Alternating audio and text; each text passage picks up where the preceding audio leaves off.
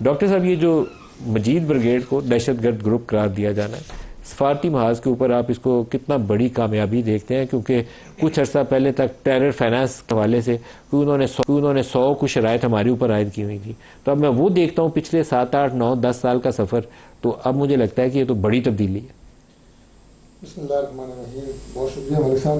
دیکھیے اس میں تو کوئی شک نہیں ہے کہ اللہ تعالیٰ کے فضل سے 10 مئی 2025 کے بعد جو پاکستان کی ایک انٹرنیشنل لیول کے اوپر ایک ایڈمیشن ہو رہی ہے اور سفارتی ایک کے بعد ایک آپ کو فتح اللہ تعالیٰ کی ذات جو ہے وہ دے رہے ہیں انڈیا کے اوپر، نہ صرف جنگ میں واضح برتری بلکہ پوری دنیا میں ہر فورم کے اوپر جہاں انڈیا نے بہت بہتر طریقے سے چیزوں کو مینیج کیا، کاؤنٹر کیا، اپنے جھوٹے بیانیے کو پھیلایا اور اس کو جھوٹا بیانیہ تسلیم کیا گیا اور ہماری سچی بات کو بھی دنیا نے نہیں سنا۔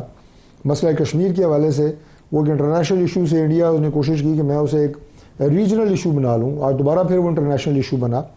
ہماری اس خطے کے اندر جو ایک اسٹریٹجک پوزیشن ہے ایک پیس اسٹیبلائزر کی، اسے پوری دنیا نے تسلیم کیا اور کر رہی ہے مسلسل، اور انڈیا جو مسلسل آپ یہ کہیں کہ اس خطے میں بھی ایک انتشار، تناؤ اور فساد کی جڑ ہے، اسے بھی پوری دنیا نے اس کا چہرہ جو ہے وہ ایکسپوز ہوا ہے۔ تو یہ وہ کرکس ہے جو میں نے آپ کے سامنے رکھا ہے۔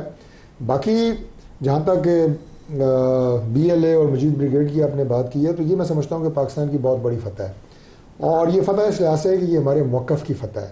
موقف بنیادی طور پہ کیا ہے کہ پاکستان کے اوپر ماضی میں جو بہت زیادہ الزامات، بالخصوص دوبارہ نام لوں گا انڈیا کی طرف سے، لگائے گئے کہ ہم اپنا ملک جو ہے وہ استعمال ہونے دے رہے ہیں کسی دوسرے ملک کے خلاف دہشت گردی کے لیے، یا ہم جو ہے وہ اسٹیٹ اسپانسرڈ کو ٹیررزم ہو رہا ہے انڈیا میں خاص طور پہ، اور جو پہلگام واقعہ ہے اس کا جھوٹ سب سے زیادہ جو اس نے بولا وہ بھی ایکسپوز ہو گیا اور پتہ لگا کہ اس میں پاکستان کا ہاتھ نہیں بلکہ اپنا وہ فالس فلیگ آپریشن تھا۔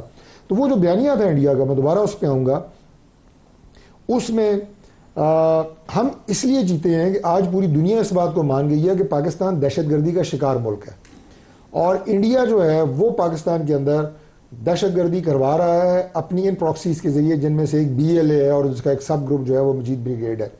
تو یہ جو آپ کا مقدمہ اور آپ کا موقف پوری دنیا نے تسلیم کیا ہے، یہ آپ کا جو اسٹیچر تھا، جو آپ کا نیریٹو تھا، یہ اس کی فتح ہے، سب سے پہلی بات ہے۔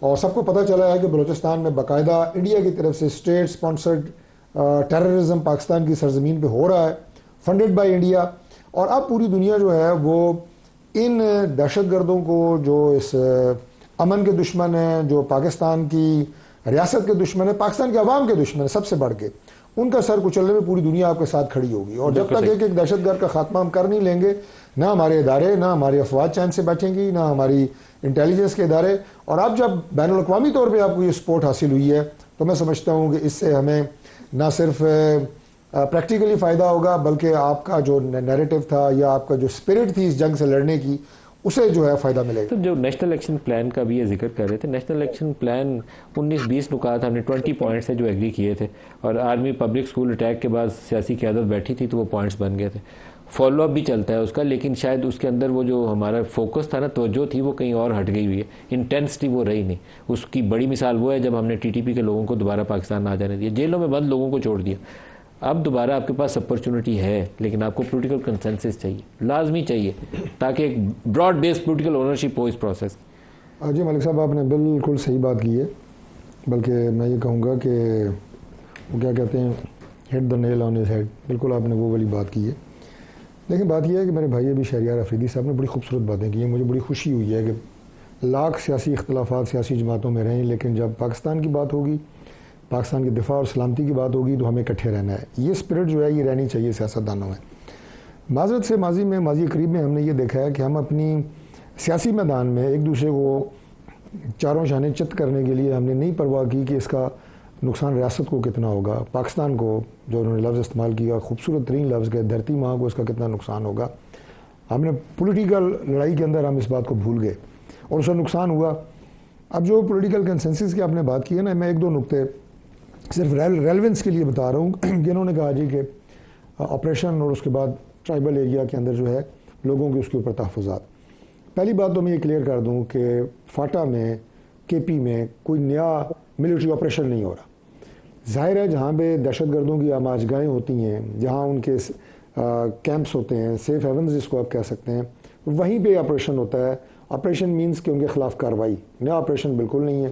وہ بلوچستان میں ہو، وہ کے پی میں ہو، وہ یہاں آپ کو پتہ چلے نیا ہو یا پرانا ہو، لیکن in certain areas operation is on going now. On going means کہ کارروائی ان کے خلاف ہو رہی ہے. جب لفظ آتا ہے آپریشن تو یہ تاثر ایسا ملتا ہے کہ جیسے شاید کوئی نئی پلاننگ کے تحت کوئی نئی کارروائی ہو رہی ہے. ایسا نہیں ہے. جو انٹیلیجنس انفارمیشن آپ کے پاس آتی ہیں یا اوور آل آپ کو جو اطلاعیں ملتی ہیں کہ جناب یہاں پہ دہشت گردوں کے ٹھکانے، ان کے خلاف وہاں کارروائی ہوتی ہے، اور وہ پاکستان کے کسی بھی علاقے میں ہوگی. دوسری بات جو انہوں نے کی نا ریزرویشنز، دیکھیں ریزرویشنز اگر ہیں تو انہیں دور کرنے کی ضرورت ہے. میں بالکل اس سے اتفاق کرتا ہوں. قبائلیوں کی اس سے پہلے بھی دہشت گردی کی اس جنگ میں انہوں نے بڑی قربانیاں دی ہیں، سفر کیا ہے. وہ قابل ستائش ہے. پوری قوم ان کی مرہون منت ہے اس بات کے اوپر کہ وہ دہشت گردی ورنہ پورے پاکستان میں سے زیادہ شدت سے پھیلتی جتنی پھیلی ہے. اب یہ کوآرڈینیشن کیسے ہوگی اور یہ پولیٹیکل جو ہے آپس میں ہارمنی، اسٹیبلٹی اور کنسلٹیشن کیسے ہوگی؟ صوبائی حکومت کے ذریعے. صوبائی حکومت کے پی کا رویہ انتہائی غیر ذمہ دارانہ ہے. جو ان کے وزیر اعلیٰ کے اگر آپ بیانات دیکھیں تو وہ آپ یہ کہیں کہ کوآرڈینیشن والے نہیں ہیں. کوآرڈینیشن وہ بعض معاملات میں کرتے بھی ہیں، میں یکسر تو اسے نہیں نظر انداز کروں گا. باجوڑ کے اندر ایک سچویشن ہے نا، لیکن باجوڑ کے اندر سچویشن ہے تو آپ چیف منسٹر کو بلائیے، ساتھ بٹھائیے، انٹیریئر منسٹر ساتھ بیٹھے اینڈ پلان کریں. یہی بات میں آپ کو عرض کر رہا ہوں کہ آپ اپنی جو ایک سیاسی وہ خول میں اور بت میں اور انا میں ایک دوسرے کو بند کر کے کام نہیں ہوں گے. اس سسٹم کے لیے، سسٹم مینز اس امن کے قیام کے لیے جو ایک نظام ملک میں چل رہا ہے، اس میں ادارے بھی ہیں، اس میں اسٹیٹ آرگنز ہیں، افواج ہیں، انٹیلیجنس ہے، پولیس، سارے آپ کو ایک ہارمنی کے ساتھ چلنا ہے. جو قبائلی عوام کی کوئی ریزرویشنز ہیں، ان کی کوئی جائز اگر وہ ہیں خدشات ہیں، ضرور سنیں، انہیں دور کریں.